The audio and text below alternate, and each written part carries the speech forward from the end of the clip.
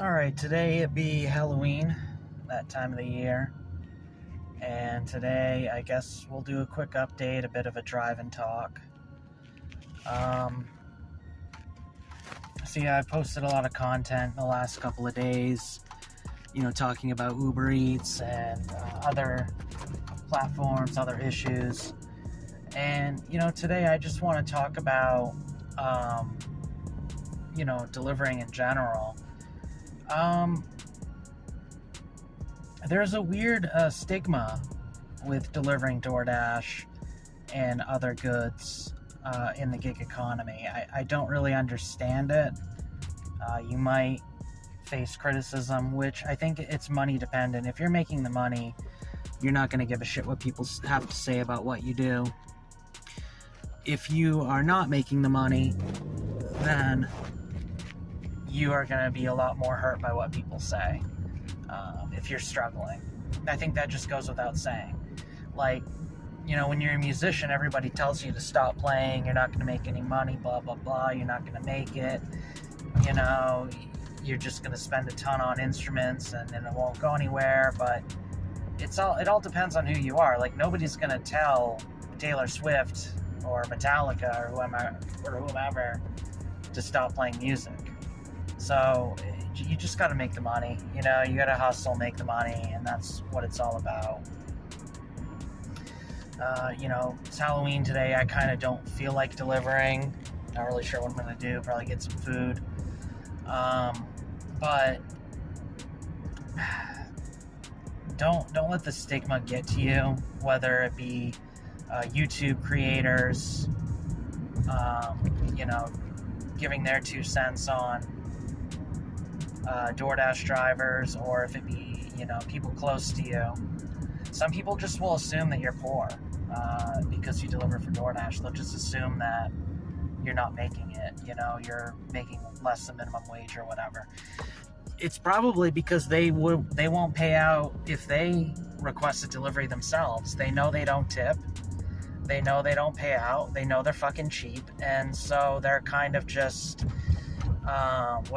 projecting onto you. Like, hey, I wouldn't pay a lot for a DoorDash delivery, so nobody else is. So therefore, you're not making good money. And, sometimes I have to wait for a good delivery, but I get paid, pretty decent just about every time I log in. As long as I'm able to start dashing, I'm able to get paid.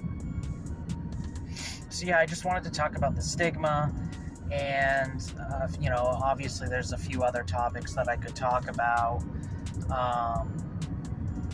and that's contract violations. Yeah, we got to talk about contract violations. So I guess I got one from Uber Eats recently. The customer says that they never got their food. Well, here's the thing.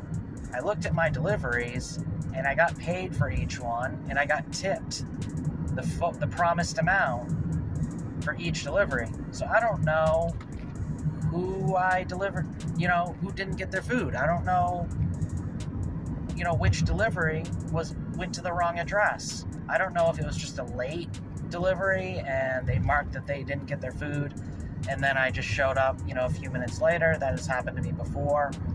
But yeah, Uber Eats is kind of weird about contract violations, and they have built-in navigation. So it shouldn't take you to the wrong address. It syncs up with the app. It's built into the app, the navigation. You're not using Google Maps, where it might take you to, a couple houses down too far too soon. But yeah, contract violations are always a thing. I mean, if you do multiple apps and you get a contract violation with like one app, but you're clear on the others, I kind of just focus on the ones where I don't have a contract violation. I know that DoorDash says that after 100 deliveries done correctly, that, a contract violation goes away. But I still don't, I still slow down on DoorDash after a write-up, just in case, because I don't know, they don't really tell you what happened. Did you deliver to their neighbor? Did you deliver to the wrong street, the wrong town? You don't really know. even though they're tracking your location all the time, they seem to not be able to tell you what went wrong when you have a contract violation. So yeah, contract violations, stigma around dashing for whatever fucking reason. And then, of course, you have to, when you're delivering, deal with this monotony of being on the road. I'm driving now, but I'm not on the clock for DoorDash or any of the other apps, so I'm just kind of chilling, seeing what's up for Halloween.